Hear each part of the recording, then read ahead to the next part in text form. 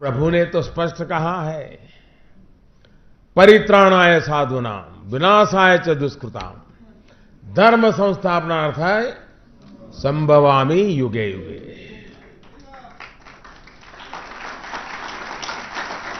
मतलब दुष्टों से, मानवता के दुश्मनों से धरती को बचाने के लिए प्रभु की शक्ति हमारे साथ हमेशा रहती है। यही संदेश हम पूरी प्रामाणिकता के साथ दुष्ट आत्माओं, असुरों को देने का प्रयास कर रहे हैं। भाई और बहनों, प्रभु जब कहते हैं कि क्यों वह व्यर्थ चिंता करते हो, किससे व्यर्थ डरते हो, कौन तुम्हें मार सकता है,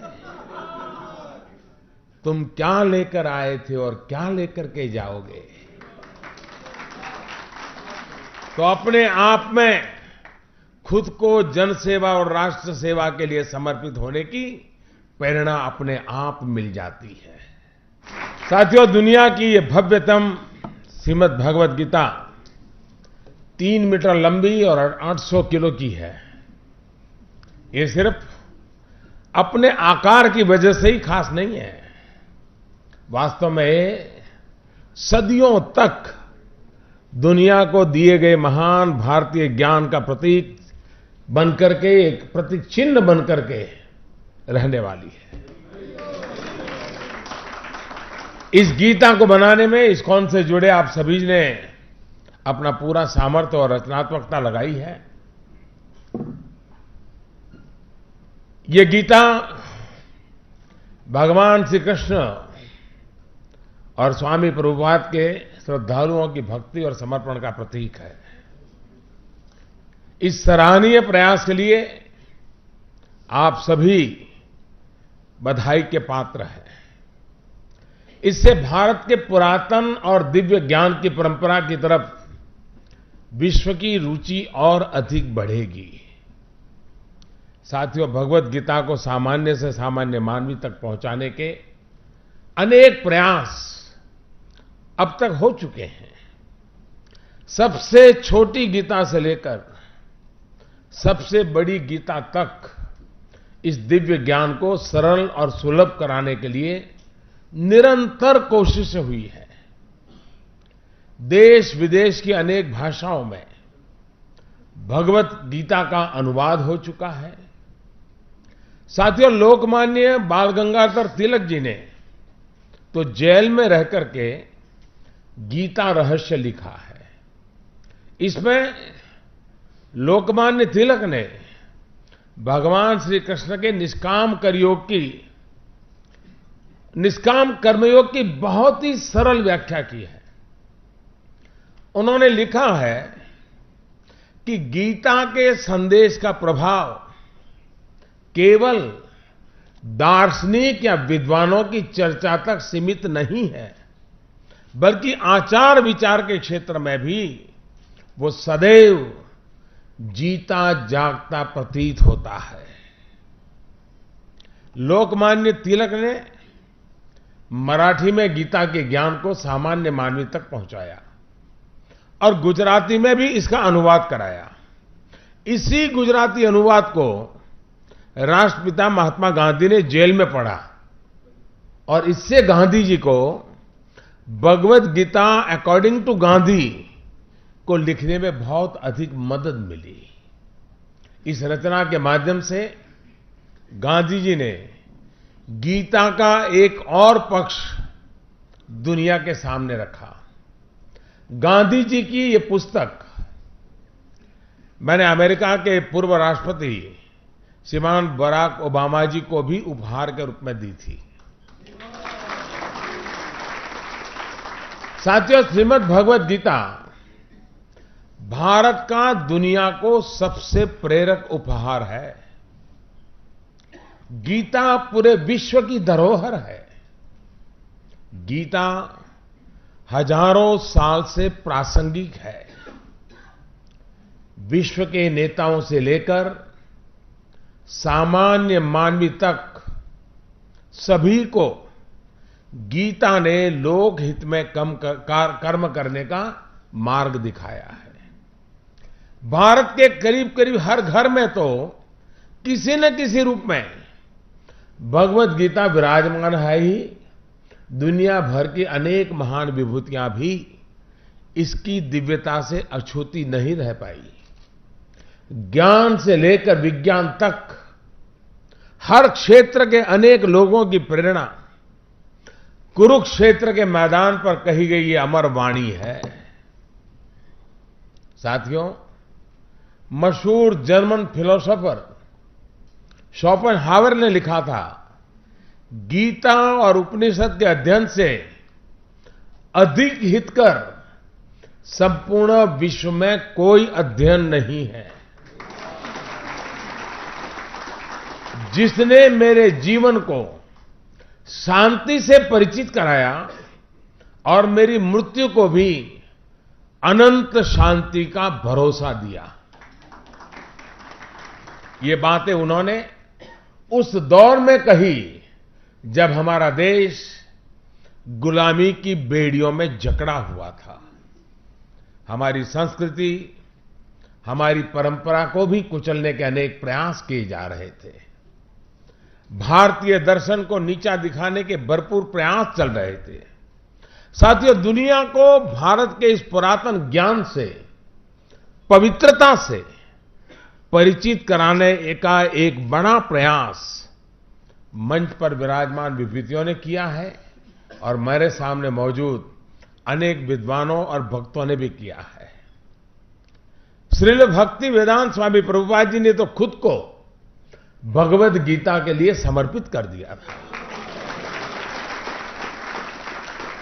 जिस प्रकार गांधी जी के लिए गीता और सत्याग्रह जीवन का अहम हिस्सा रहा है, उसी तरह स्वामी जी के लिए भी मानवता की सेवा के ये दो मार्ग हमेशा प्रिय रहे। यही कारण है कि उन्होंने पहले गांधी जी के नेतृत्व में भारत छोड़ो आंदोलन में हिस्सा भी लिया था और देश के आजाद होने के बाद वो मानव मुक्ति की अलग जगाने दुनिया के भ्रमण पर निकल गए। अपनी मजबूत इच्छा शक्ति से हर प्रकार की चुनौतियों का सामना करते हुए उन्होंने इस्कॉन जैसा एक अभियान छेड़ा जो आज भगवान श्री कृष्ण के दिखाए मार्ग से दुनिया को परिचित कराने में जुटा हुआ है। साथियों, गीता धर्म ग्रंथ तो है, पर यह जीवन ग्रंथ भी है। हम किसी भी देश के हो, किसी भी पंथ के मानने वाले हो, पर हर दिन समस्याएं घेरती रहती हैं। हम जब भी वीर अर्जुन की तरह अनिर्णय के दोहराए पर खड़े होते हैं, तो श्रीमद् भगवद गीता हमें सेवा और समर्पण के रास्ते इन समस्याओं के हल दिखाती है।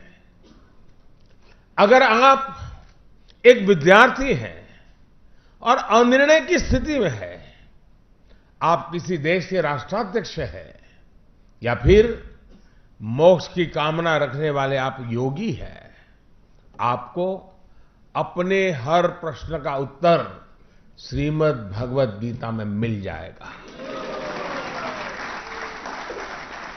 मैं तो मानता हूं कि गीता मानव जीवन की सबसे बड़ी मैनुअल बुक है।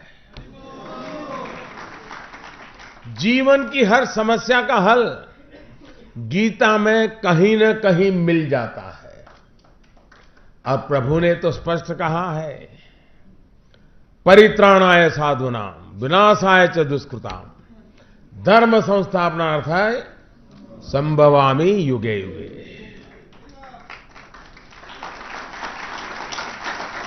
मतलब दुष्टों से, मानवता के दुश्मनों से धरती को बचाने के लिए प्रभु की शक्ति हमारे साथ हमेशा रहती है। यही संदेश हम पूरी प्रामाणिकता के साथ दुष्ट आत्माओं, असुरों को देने का प्रयास कर रहे हैं। भाई और बहनों, प्रभु जब कहते हैं कि क्यों वह व्यर्थ चिंता करते हो, किससे व्यर्थ डरते हो, कौन तुम्हें मार सकता है, तुम क्या लेकर आए थे और क्या लेकर के जाओगे। तो अपने आप में खुद को जनसेवा और राष्ट्र सेवा के लिए समर्पित होने की प्रेरणा अपने आप मिल जाती है। साथियों, हमने प्रयास किया है कि सरकार के हर फैसले, हर नीति के मूल में न्याय हो, समभाव हो, समता का सार हो।